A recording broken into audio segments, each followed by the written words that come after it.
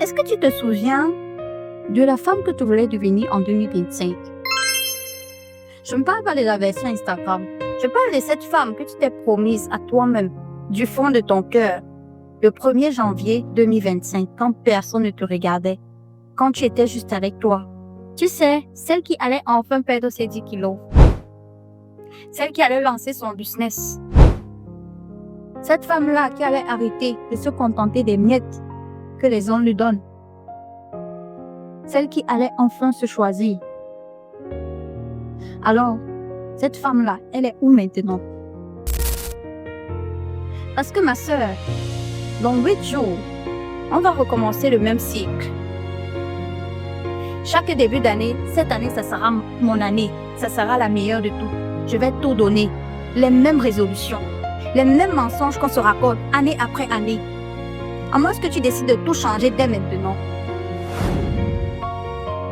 Salut, salut!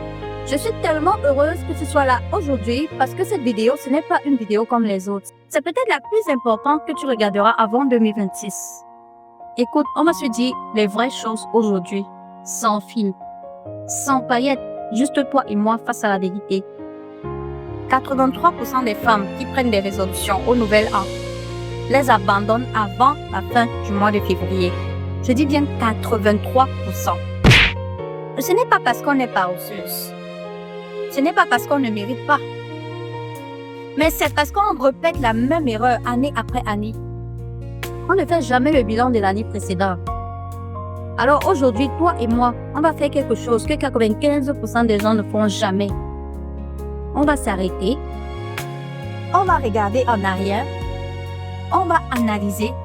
Et on va construire une base solide pour 2026.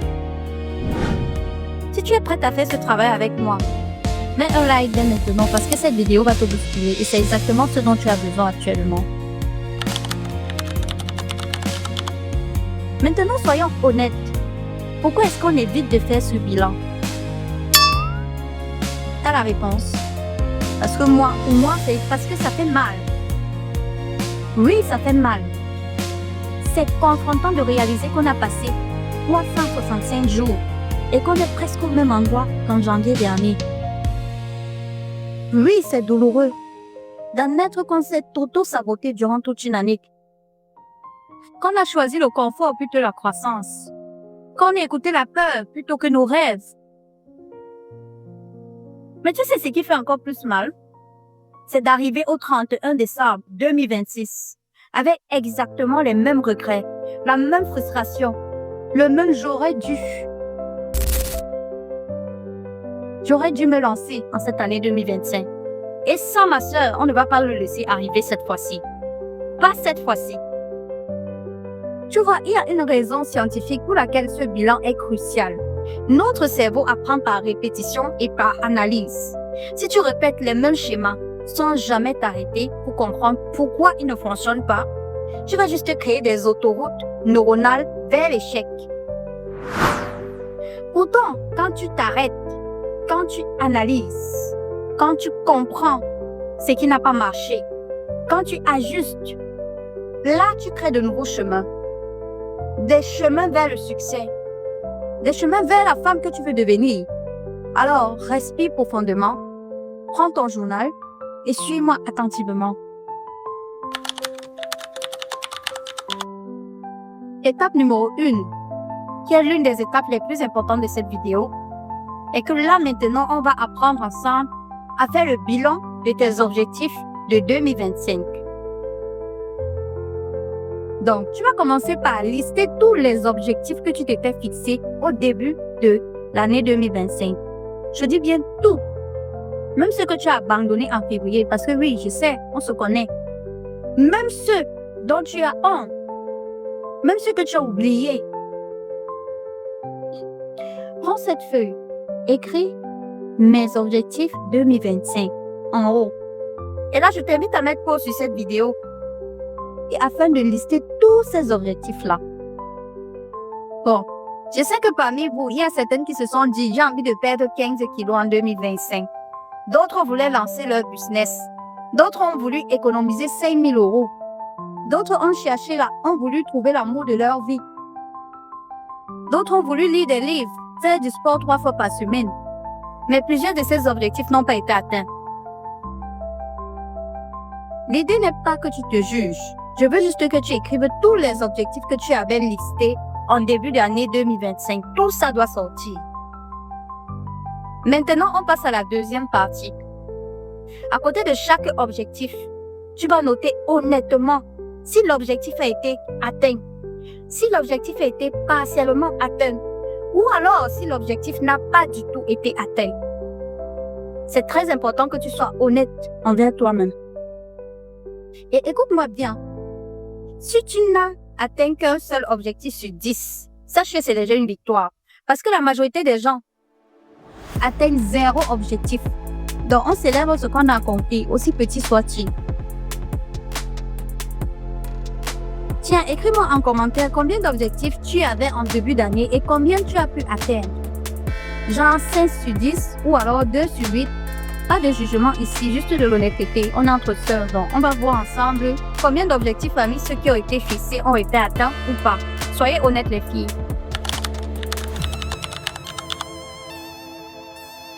Ok, on passe à l'étape numéro 2 qui consiste à analyser les succès et les échecs de l'année 2025. Donc, dans cette partie qui est tout aussi importante que la précédente, on va parler de quelque chose que personne ne fait jamais. On va analyser le pourquoi.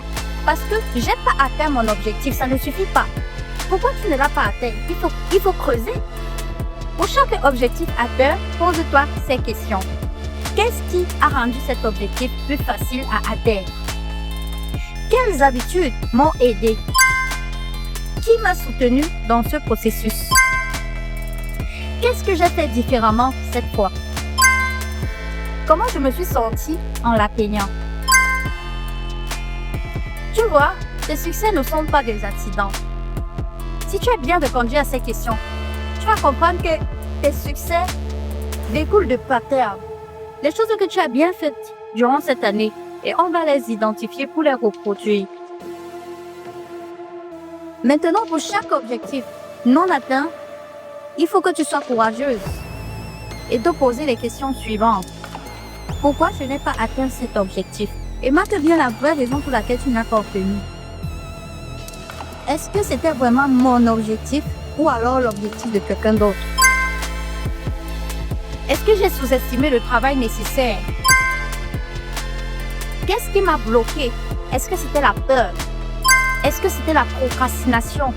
Ou alors un manque de ressources?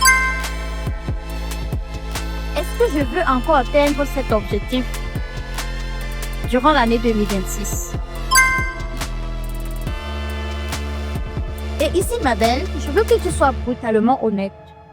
Pas d'excuses. Pas de « je n'ai pas eu le temps ». Si quelque chose est vraiment important pour toi, tu vas toujours créer le temps pour ça. Tu veux que je te dise un secret? Moi-même, en 2023, en 2024, j'ai écrit un livre dans mes objectifs. 2023, 2024, 2025, 3 ans de suite. Et tu sais quoi? Je ne l'ai pas toujours commencé. Pourquoi? Parce que j'avais peur. Peur de ne pas être légitime. Peur d'être jugée. Alors j'ai trouvé 1000 excuses. J'ai pas le temps. C'est pas le bon moment. Je dois d'abord faire ceci ou cela. Mais quand j'ai été honnête avec moi-même, j'ai réalisé que ce n'était pas un problème de temps. C'était juste un problème de courage. Et cette année 2026 sera l'année où je me choisis, où je fais face à mes peurs. Et toi? Qu'est-ce qui se cache derrière tes objectifs non atteints? Étape numéro 3. Identifier les saboteurs. Maintenant, on entre dans le territoire dangereux. On va parler de tes saboteurs.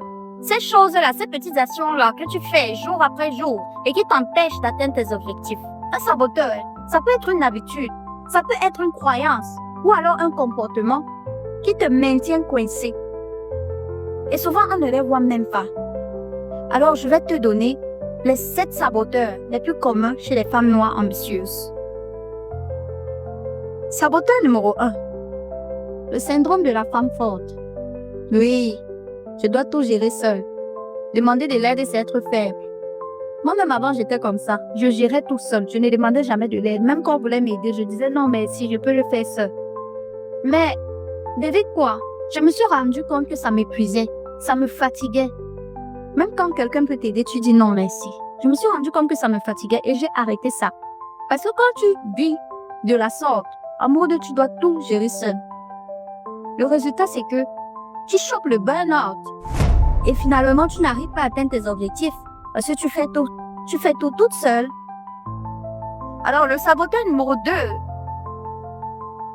dont j'aimerais te parler, c'est le perfectionnisme paralysant. Si je ne peux pas le faire parfaitement, autant ne pas commencer. Qui t'a dit que le monde est fait de perfection? Pourquoi tu lances ton business? Tu n'as pas à attendre d'être parfaite. Plusieurs personnes lancent leur business avec 40% de ressources.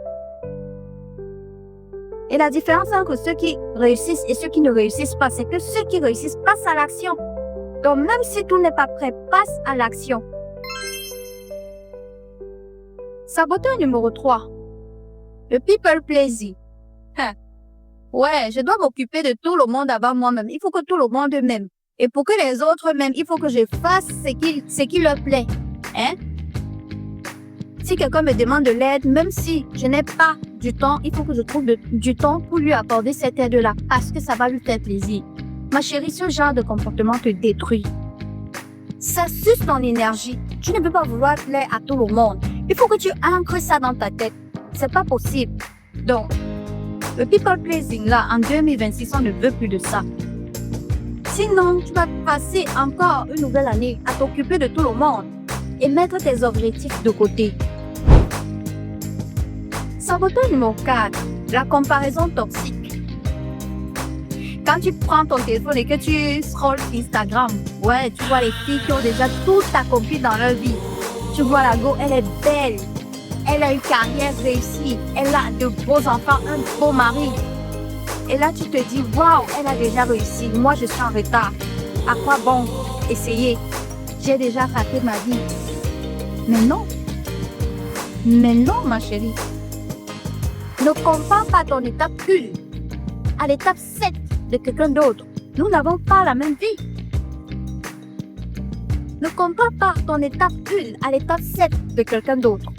Si tu es à l'étape 1, contente-toi de tes succès à l'étape 1 et avance progressivement. Un jour, toi aussi, tu atteindras l'étape 7. Saboteur numéro 5, le syndrome de l'imposteur. Je ne suis pas assez qualifiée. Je ne suis pas assez légitime. Je ne suis pas capable. Et puis quoi encore? Qu'est-ce que tu vas dire d'autre? Tu es une femme pleine de potentiel et beaucoup de femmes incroyables ne le savent même pas. Tout simplement à cause de ce dilemme syndrome de l'imposteur. Il est là, il te répète chaque fois dans ta tête, non, tu n'es pas assez, ne fais pas ça. Tu penses que tu es qui pour faire ce genre de projet? Tu penses que tu es qui? Que tu penses que les qui vont t'écouter? Quand tu as ce syndrome-là dans ta tête, peu importe l'idée géniale que tu auras, ton idée ne verra jamais le jour parce que tu vas toujours te dire, non, et si les gens n'aiment pas l'idée? Et si les gens me critiquent? Et si ça ne marche pas? Au moins tu aurais essayé. Il faut que tu essaies, même si ça ne marche pas. Tu ne seras pas la première à avoir essayé quelque chose qui n'a pas marché. Presque toutes les personnes qui ont réussi et que tu as mis ont dû essayer plusieurs fois avant de réussir. Mais personne ne fait jamais le livre de toutes les fois où il a essayé. C'est pourquoi nous, quand on regarde la vie des autres, on va seulement focus sur leur réussite. Parce qu'ils ne listent pas en permanence leurs échecs. Alors, je veux que tu abolisses le syndrome de l'imposteur dans ta vie durant cette année 2025, afin qu'il n'ait plus aucune place pour saboter tes objectifs durant l'année 2026. Le saboteur numéro 6, c'est la fuite dans le confort. Je vais parler là de Netflix, oui, des réseaux sociaux et toutes les autres distractions qu'il y a de nos jours. Tu sais que tu dois travailler sur un objectif, mais comme Netflix est trop doux, tu vas faire comment? Tu finis par laisser. Surtout que nos cerveaux sont toujours là pour nous dire « Ah, tu as déjà trop travaillé. Regarde, tu as déjà trop travaillé, je suis fatiguée, va te divertir. » Ma chérie, n'écoute plus la voix de ton cerveau. Le cerveau, là, parfois, c'est un menteur. Il va te dire « Non, va te divertir un peu. Tu prends seulement 30 minutes là sur Netflix. Tu pars, tu t'assois confortablement. Non, je vais juste te faire 30 minutes. Après, tu te retrouves en train d'avoir visionné tous les épisodes de la série ou bien de la saison. Sache que le temps file et le temps ne revient pas. Donc, il faut apprendre à dire non à ton cerveau parce qu'il va toujours te pousser vers le confort. Saboteur numéro 7, c'est l'absence de limite. Il y a plusieurs personnes ici et je ne vais pas seulement dire niveau. Moi aussi, j'étais comme ça. Des personnes qui ne savent pas dire non, qui ne disent jamais non à rien. Moi aussi, j'étais comme ça. Je ne savais jamais dire non. Chaque fois qu'on me sollicitait pour quoi que ce soit, je disais oui, même si ça m'épuisait. Mais si je suis fière d'une chose en cette année 2025, c'est que j'ai appris à me choisir et j'ai appris à dire non sans culpabiliser. Maintenant, quand quelqu'un me sollicite pour quelque chose, si je peux l'aider à ce moment-là, je lui dis ok, je le fais. Mais si je ne peux pas, je lui dis non, je ne peux pas le faire, désolé, tu vas devoir te débrouiller tout seul. Parce que oui, il est très important de dire non si tu veux atteindre tes objectifs. Sinon, tu seras tout le temps en train de donner ton énergie où tu ne devrais pas. Parce que les objectifs que tu te fixes ont besoin de ton énergie et de ton attention pour pouvoir voir le jour. Si tu donnes tout le temps ton temps, ton énergie, ton attention aux autres, finalement, il va te rester quoi? Tu seras là épuisé, en manque d'énergie et tes objectifs seront là dans un coin. Et à la fin d'année encore, tu vas te retrouver là en train de pleurer. Que tu aurais pu. C'est pour éviter ce genre de regrets que j'ai décidé de créer cette vidéo-là. Alors maintenant, j'aimerais que sur la liste des 7 saboteurs dont je viens de te faire part, que tu identifies les 3 principaux saboteurs qui t'ont le plus coûté cher en 2025. Écris-les, nomme-les, parce qu'il est vraiment judicieux que tu les nommes pour pouvoir mieux les combattre. Et si tu veux aller plus loin, j'ai créé un e-book gratuit qui s'appelle « Transforme-toi à la femme de tes rêves ». À l'intérieur, tu trouveras des exercices pour identifier et éliminer ces saboteurs qui t'empêchent d'être celle que tu as toujours rêvé de devenir. Et le lien est juste dans la description, alors ne tarde pas, clique juste pour avoir ton exemplaire. Étape numéro 4, là, on passe à la célébration des victoires. Ok. On a terminé avec le travail difficile. Maintenant, on va célébrer. Oui, parce que toi, je sais que même si tu n'as atteint qu'un seul objectif, tu es quand même passé à l'action. Tu n'es pas resté sur le canapé à rêver. Tu as quand même essayé. Alors, je veux te dire que ça, c'est déjà énorme. Maintenant, je veux que tu fasses 3 choses. La première, liste toutes tes victoires de 2025, même les plus petites. Je dis même les plus petites. Je ne sais pas, ça peut peut-être être genre, j'ai quitté. Peut-être, je ne sais pas, peut-être tu as quitté cette relation toxique. Peut-être tu as dit non à ce gars qui te pourrissait la vie depuis. Peut-être tu as économisé 1000 euros. Même si ton objectif était d'économiser 5000 euros, si tu as au moins économisé 1000 euros, c'est déjà un parachevé. Peut-être tu as perdu 3 kilos. Tu sais, même si ton objectif c'était de perdre 15 kilos, 3 kilos déjà c'est quelque chose. Donc, je te félicite. Peut-être tu as postulé à plusieurs emplois, même si tu n'as pas encore eu de réponse. Pour cela, je te félicite. Peut-être tu as dit non à quelqu'un pour la première fois. Je te félicite, ma chérie. Peut-être tu as appris à te choisir. Je te félicite. Je ne sais pas quoi d'autre tu as réalisé durant cette année, mais sache que je te félicite pour ça. Tu vois, ton année 2025, ce n'est pas juste des échecs. Tu as aussi progressé. Et le deuxième point, c'est que j'aimerais que tu partages tes victoires avec quelqu'un. Envoie un message à cette personne. Appelle ton ami ou alors poste sur les réseaux sociaux. Célèbre-toi publiquement et tu peux même aussi le faire ici en commentaire. Tu peux marquer en commentaire ce que tu as fait d'incroyable durant cette année. Je suis sûre que plein de filles vont liker ton commentaire. Je suis sûre. C'est important de faire ça parce qu'on a été conditionné à être modeste, à minimiser nos succès, à dire « Oh, ce n'est rien ». Mais non, ce n'est pas rien. Tu l'as fait et tu mérites de célébrer ça. Tes victoires comptent. Ton progrès compte. Et ta voix compte. Alors, peu importe la moindre des victoires, il faut que tu notes ça là dans les commentaires et on va célébrer ça ensemble les filles. Troisième point, récompense-toi.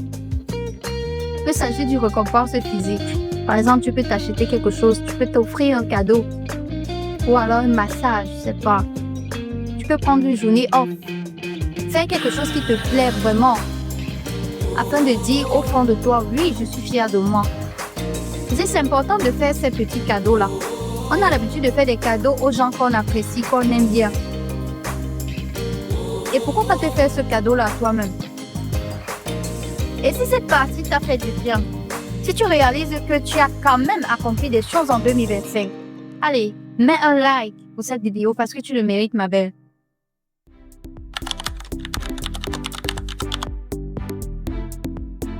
Bon, l'étape numéro 5, c'est qu'on va maintenant se fixer 2 à 3 objectifs au maximum pour l'année 2026. Oui, j'ai bien dit 2 à 3 objectifs maximum. Parce que je sais que d'habitude, on a l'habitude de lister jusqu'à 10 objectifs. Mais à la fin, on atteint combien? Tu vas choisir maximum 3 objectifs pour 2026. Écoute-moi bien, je n'ai pas dit 10, je n'ai pas dit 13, je n'ai pas dit 15, j'ai dit 3 objectifs uniquement, le chiffre 3. Pourquoi je dis 3? Parce que ton énergie est limitée, ton temps est limité, ton attention est limitée. Arrêtons de s'éparpiller, arrêtons de se disperser. Pour après pleurer à la fin de l'année qu'on n'a pas atteint nos objectifs. Quand tu te disperses sur 10 objectifs, tu n'atteins finalement aucun. Pourtant, quand tu te concentres sur 3 objectifs, là, riche, tu as toutes les chances de les atteindre. Alors, comment vas-tu faire pour choisir ces 3 objectifs? Je vais donc partager avec toi les critères à prendre en compte pour pouvoir choisir ces objectifs-là. Chaque objectif, le critère numéro 1, chaque objectif que tu choisis doit transformer un domaine de ta vie. En fonction de tes besoins, tu vas devoir choisir. Cette année, tu aimerais avoir quoi? Qu'est-ce que tu aimerais améliorer dans ta vie? Est-ce que c'est ta santé? Est-ce que ce sont tes finances? Est-ce que c'est le côté relationnel? Chaque objectif doit transformer un domaine de ta vie. Donc, tu vas devoir choisir en fonction de ce que tu veux améliorer, chaque objectif pour chaque domaine. Par exemple, si tu veux maigrir, l'objectif 1 peut être de maigrir. L'objectif 2, peut-être pour gagner de l'argent, tu peux le marquer là. L'objectif 3, peut-être pour rencontrer l'amour de ta vie, le gars qui va te faire vibrer. Tu écris ça là. Comme ça, ta vie entière s'améliore, pas juste un seul aspect. Donc, je tiens vraiment à ce que tu choisisses tes objectifs sur différents domaines de ta vie et pas sur un seul domaine. Bon, le critère numéro 2, c'est que chaque objectif doit être mesurable. Je vais être en meilleure santé, ça ne veut rien dire. Ça ne veut absolument rien dire. Je vais être en meilleure santé. Le genre d'objectif vague comme ça, je vais être en meilleure santé, sont les objectifs qu'on oublie facilement. Alors, je veux que tu écrives un objectif précis. Comme par exemple, je veux perdre 10 kg et courir 5 km sans m'arrêter. Je veux que tu notes ce genre d'objectif. Donc, tu peux dire, je veux perdre 10 kg. Peut-être durant toute l'année. Mais tu marques en sous-objectif, je veux perdre 2 kg tous les mois. Voilà. Il est très important que tes objectifs soient mesurables. Je veux plus d'argent. Non, on ne veut plus entendre ce genre d'objectif. Ça ne veut absolument rien dire. Tout le monde veut l'argent. Tu veux combien concrètement? Il vaut mieux dire, je veux économiser par exemple 3 000 € et créer une ressource de revenus secondaire. Tu vois, c'est concret. Tu économises et puis tu utilises cet argent-là pour créer une source de revenus secondaire. Tu vois la différence entre l'objectif vague et l'objectif clair? C'est de ça qu'il s'agit. Donc, le critère numéro 3 maintenant, c'est que chaque objectif doit te faire un peu peur. Oui, si ton objectif ne te fait pas peur, c'est qu'il est trop petit. Si tu es confortable avec ton objectif, c'est que tu ne grandiras pas. Tu dois choisir des objectifs qui te forcent à devenir une nouvelle version de toi-même. Alors, vas-y, partage en commentaire quel est ton objectif numéro 1 pour 2026. Celui qui te fait le plus peur, mais que tu veux vraiment atteindre. Je vais lire tous les commentaires et je vais répondre aussi à tous les commentaires. Et sachez que là, au niveau des commentaires, là, on doit vraiment trouver plein de commentaires pour que à la fin d'année, en décembre 2026, que quand on va venir regarder là, qu'on puisse voir des personnes qui ont marqué des objectifs et qui les ont finalement atteints.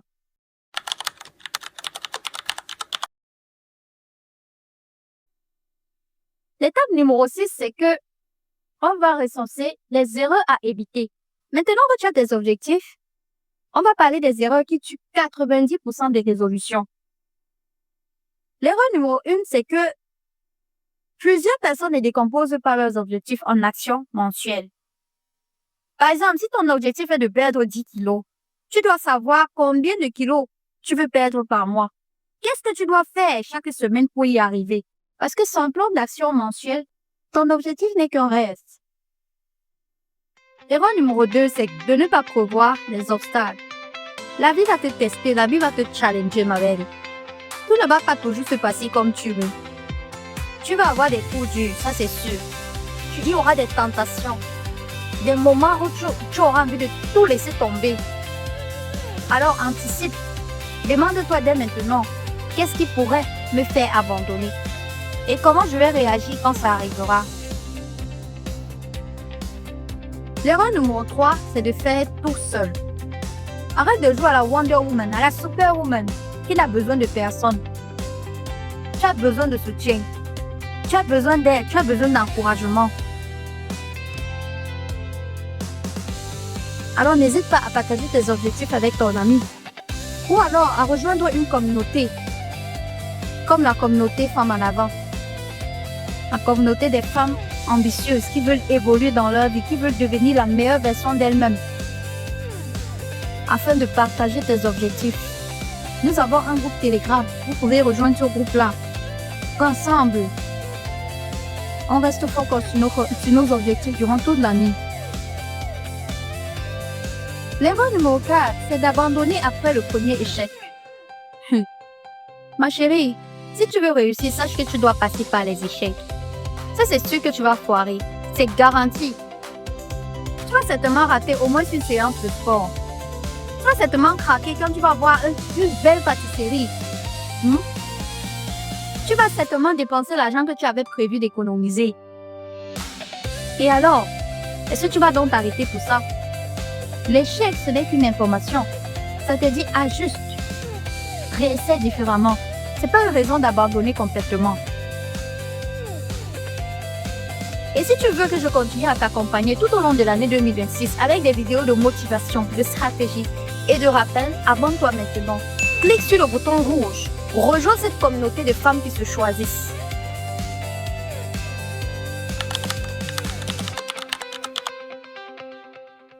L'étape numéro 7, c'est le plan d'action concret. Ok, ma belle.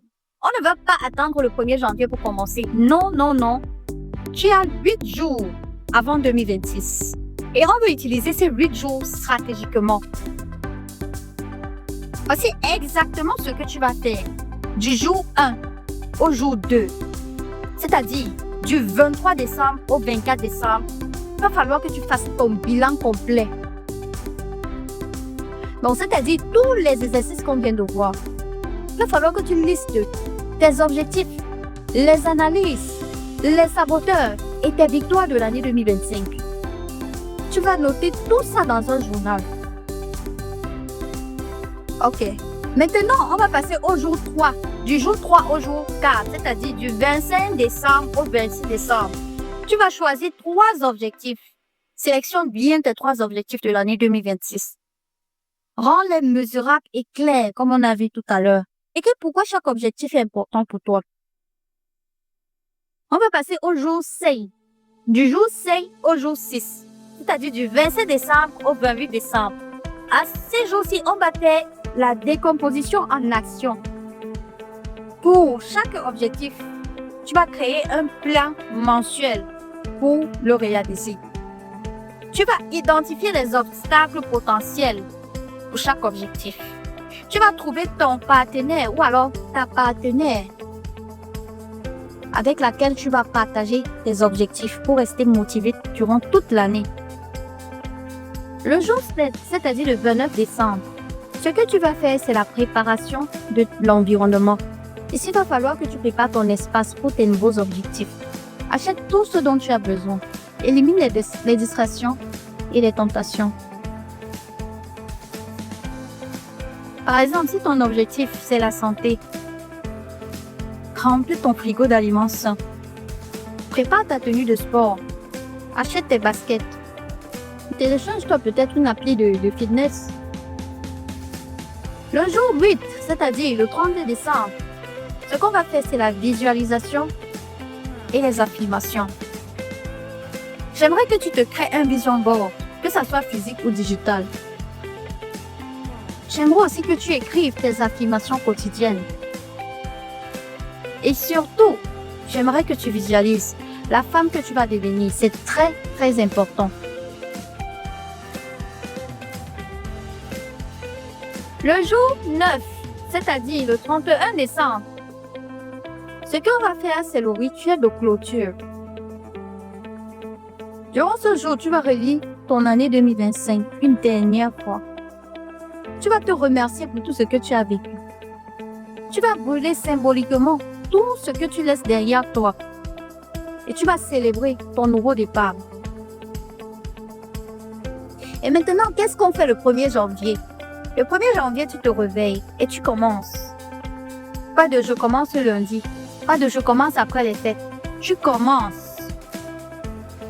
Je t'invite à télécharger l'e-book gratuit Transforme-toi à la femme de tes rêves dès maintenant. Tu trouveras dans cet e-book des exercices qui vont t'aider à structurer ton année. Le lien est en description. Télécharge-le maintenant. Ma soeur, si tu es encore là, c'est que tu es prête. Prête à réussir ton année 2026. Prête à arrêter de te mentir. Prête à arrêter de te contenter de moins que ce que tu mérites. Prête à devenir cette femme que tu admires quand tu la croises dans tes rêves. 2026 ne sera pas comme 2025. Pas parce que l'univers va magiquement tout changer, mais parce que toi, tu as changé. Tu as fait le bilan. Tu as compris ce qui ne marchait pas. Tu as choisi. Et maintenant, tu vas agir. Parce que tu n'es pas venu sur cette terre pour être moyenne. Tu n'es pas venu pour vivre une vie de regret. Tu es venu ici pour briller. Alors, je te lance un défi. Fais ce travail. Ces 9 prochains jours, engage-toi à 100%. Et le 31 décembre à minuit, quand tout le monde fera la fête, toi, tu sauras que tu as déjà commencé ta transformation. Maintenant, si cette vidéo t'a touché, si elle t'a réveillé, si elle t'a bousculé dans le bon sens, fais 3 choses pour moi. Partage cette vidéo à une sœur, à une amie, à une femme que tu veux voir réussir. Ne la garde pas pour toi seul. Télécharge l'e-book gratuit en description. C'est mon cadeau pour toi, pour ton nouveau départ. Écris en commentaire 2026, je suis prête. Et je te répondrai personnellement. Je crois en toi, ma belle. Même si on ne s'est jamais rencontré, je crois en ton potentiel. Je crois en ta force. Je crois en ta capacité à devenir elle, la femme dont tu rêves, dans ta tête. Alors, je te dis à très vite. Et surtout à 2026. J'en profite dès maintenant pour te souhaiter d'agréables fêtes de fin d'année. Allez, bisous, à la prochaine.